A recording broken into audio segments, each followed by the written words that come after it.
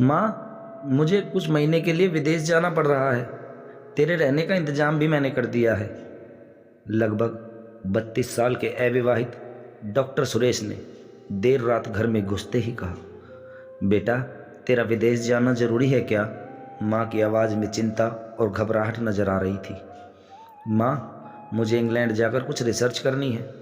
केवल कुछ ही महीनों की तो बात है, सुरेश ने कहा। जैसी तेरी इच्छा, मरी सी आवाज़ में माँ बोली। और सुरेश अपनी माँ शकुंतला देवी को पड़ोस वाले शहर में एक वृद्धाश्रम में छोड़ आया। वृद्धाश्रम में आने पर शुरू शुरू में हर बुजुर्ग के चेहरे पर जिंदगी के प्रति हताशा और निराशा साफ झलकती थी, लेकिन शकुंतला देवी के चेहरे पर वृद्ध आश्रम में आने के बावजूद कोई शिकन तक न थी।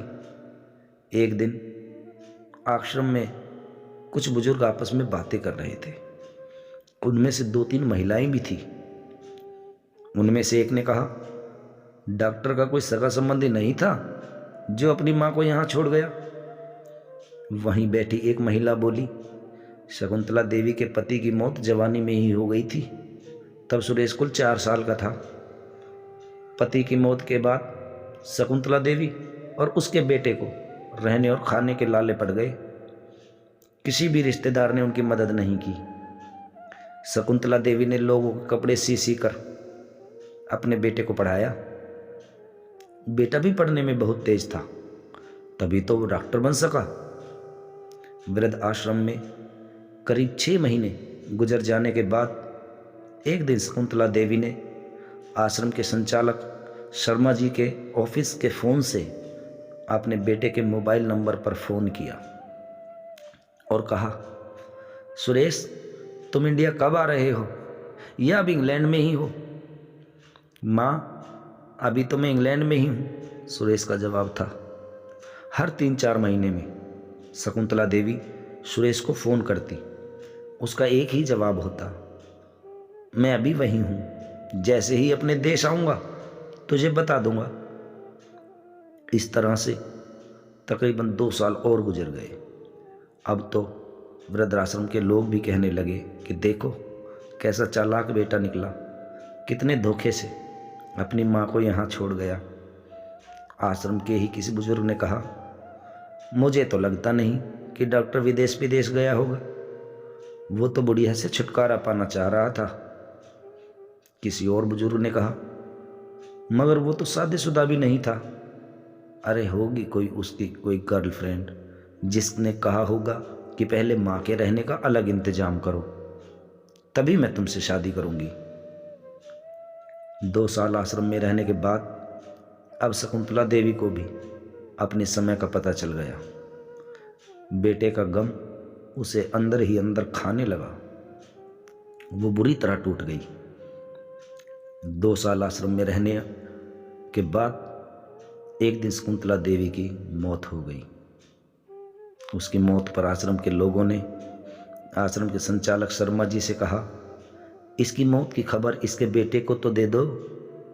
हमें तो लगता नहीं कि वो विदेश में होगा, वो होगा यही कहीं अपने देश में। इसके बेटे को मैं कैसे खबर करूं? उसे मरे तो 3 साल हो गए। शर्मा जी की यह बात सुनकर वहां उपस्थित लोग सुन्न हो गए। उनमें से एक बोला, अगर उसे मरे 3 साल हो गए तो शकुंतला देवी से मोबाइल पर कौन बात करता था? वो मोबाइल तो मेरे पास है जिसमें उसके बेटे की रिकॉर्डेड आवाज़ है, शर्मा जी ने कहा। पर ऐसा क्यों? किसी ने पूछा।